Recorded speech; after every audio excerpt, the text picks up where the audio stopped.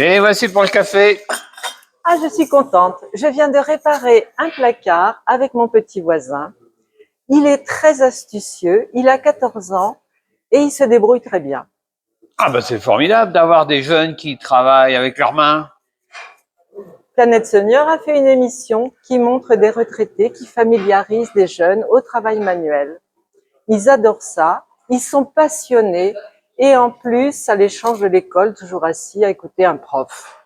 Eh bien, je vais leur demander de réparer mon bar. Il y a sûrement un coin à réparer. Regardons ça sur YouTube. Voilà. Bonjour.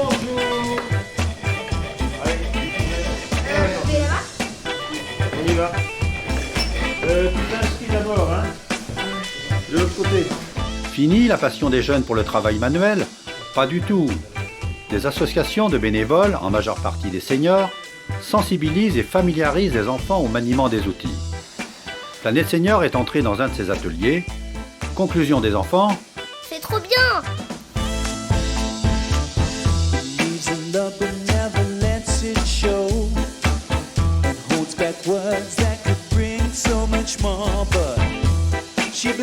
Les jeunes qui viennent à votre association, de quel milieu viennent-ils de préférence?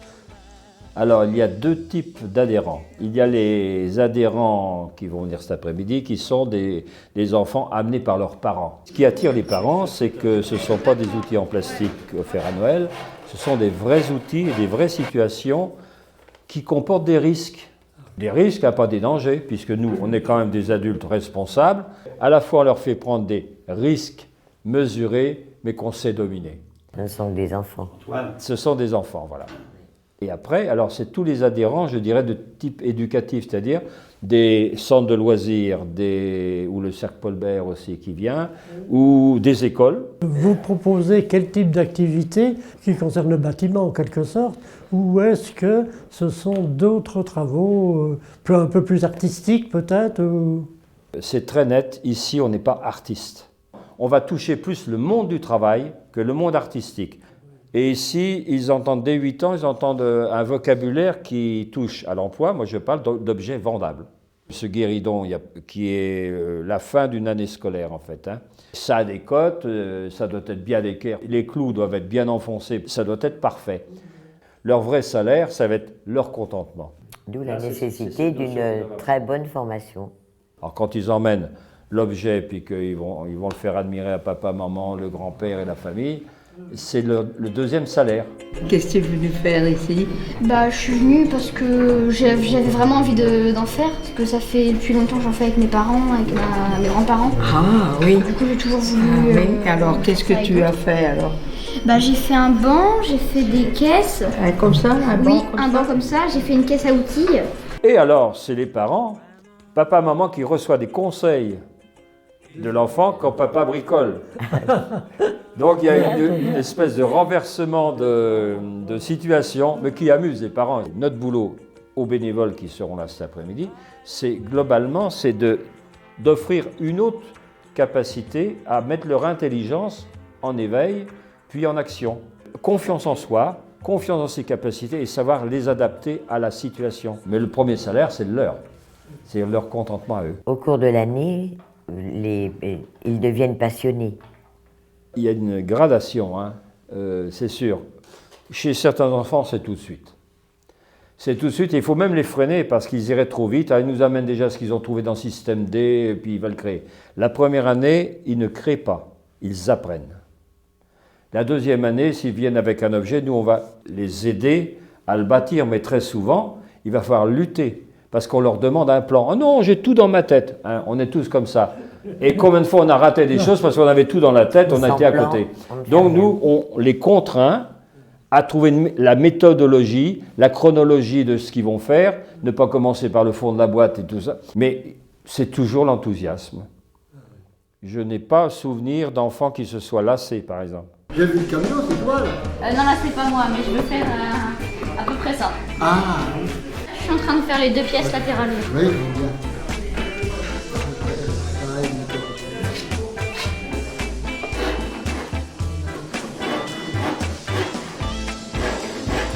Et vous venez presque tous les jours là? Non, une fois par semaine. C'est bien, là. On voit que tu es déjà assez à l'aise. C'est gratifiant, c'est tout. Ça fait plaisir de travailler avec les enfants. Ils sont pleins d'énergie, ils sont pleins d'enthousiasme, ils adorent créer, donc c'est sympa quoi. Est-ce que vous savez s'ils se servent de ce qu'ils ont appris plus tard? Alors c'est indéniable. Comme ils ont entre 8 et 12 ans, ils sont encore loin de la rentrée dans la vie qu'on dit active, mais certains ont déjà une meilleure idée sur ce qu'ils feront plus tard. Et puis ils ressortent avec des idées beaucoup plus stables. Donc à mon avis, ils sont déjà mieux dans leur tête pour bonifier leur confiance en soi et aussi leur savoir-faire. Donc ils évitent l'échec en tous les cas. Ils ont la méthode, la chronologie, l'organisation, la réflexion, tout ça, ce sont des choses qui ne sont pas forcément incluses quand on dit « oh, on va apprendre du bricolage ».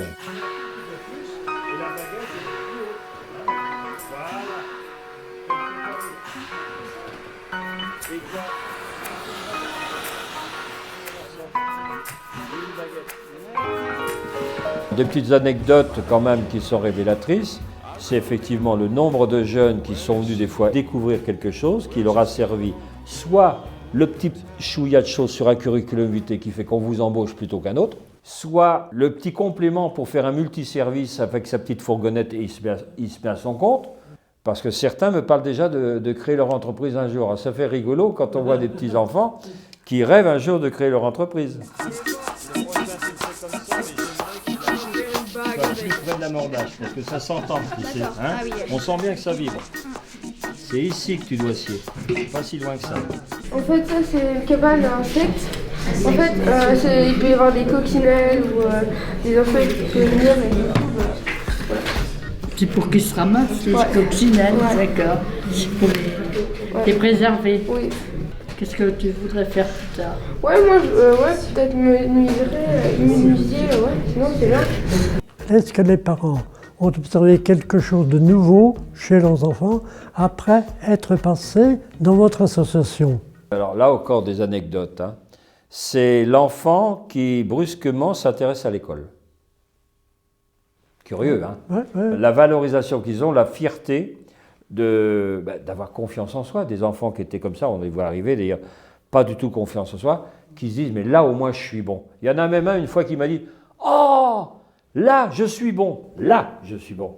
Alors qu'il était en échec ailleurs sans doute. Donc c'est quand même une sacrée découverte. On le mesure bien humainement quand même, hein, quand on brusquement se trouve une valeur.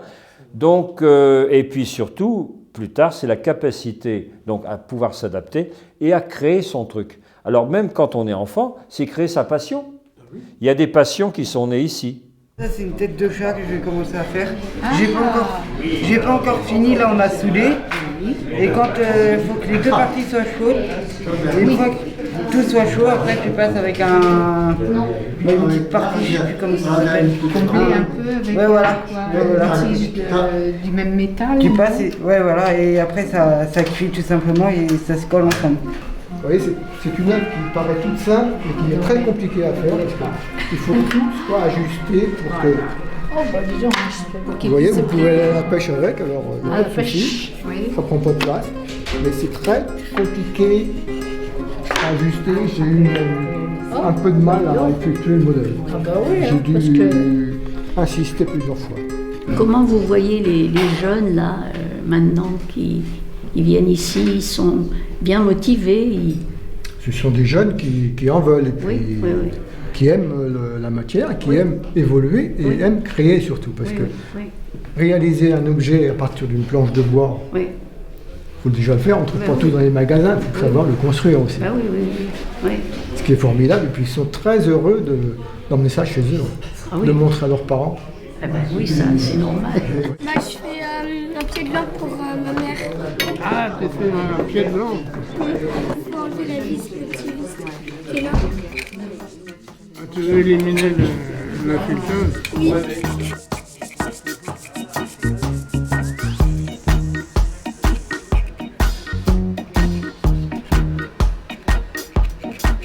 Vous faisiez quoi comme métier avant? J'étais tourneur. Et toi, qu'est-ce que tu as comme spécialité là? Tuyauteur, non? Moi, c'est plus le bois. Qu'est-ce que ça vous apporte, vous? Ah, c'est le coup Personnellement. Pourquoi on est bénévole Bien sûr. dans des associations comme ça? J'ai la joie d'être avec des gens, mais surtout des enfants, auxquels je rends un service. C'est dire, ce que je sais va servir à autrui, c'est-à-dire on le transmet. Et c'est ça, c'est la transmission de savoir manuel, mais de savoir-être. Le savoir manuel, il n'y a pas de pétard, ça sert à tout dans la vie. Regardez, comme je veux avoir une belle bague. Regardez ça.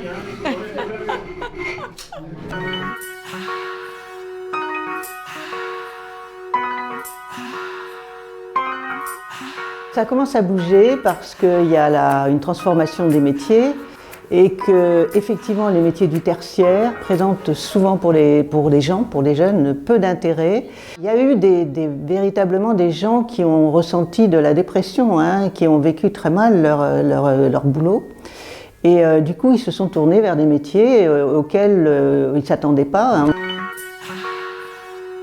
Oui, un exemple un peu surprenant, c'est une femme qui est diplômée Sciences Po et puis qui se vouait à un métier dans l'administration, assez prestigieux. Et en fait, elle a tout laissé tomber et elle est partie comme fromagère. Elle avait envie d'être dehors.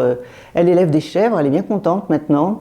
Bien sûr, sur le plan de l'argent, c'est pas terrible, mais au moins ça a du sens. Pour elle, ça a du sens et elle est indépendante. C'est l'histoire d'un jeune comptable qui, au milieu de ses études, a viré de chemin et il a décidé de devenir ébéniste. Il a maintenant troqué son ordinateur contre une caisse à outils et il est devant un établi et bien sûr, c'est assez risqué, mais il a vraiment l'impression que ça a du sens pour lui. De faire quelque chose avec son corps et avec ses mains, c'est quand même intéressant.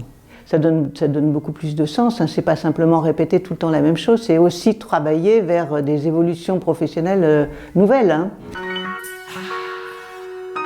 Les parents et puis les adultes qui sont autour des jeunes pendant qu'ils s'orientent, c'est-à-dire ils sont tout le temps en train de vouloir pousser les jeunes à faire des études, et presque à les culpabiliser d'ailleurs, au lieu de leur demander s'ils pourraient avoir un intérêt pour faire autre chose et éventuellement pour accéder à des métiers dans lesquels ils puissent se réaliser, des métiers de type manuel. On leur demande jamais s'ils aiment le travail manuel, s'ils aiment le travail technique, on leur pose pas ces questions-là.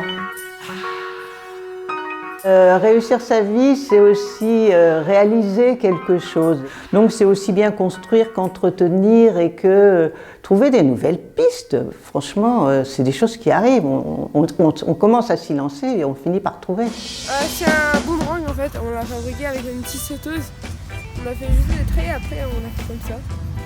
Et là on est en train de s'amuser avec le fait. Il marche? Ouais, il marche.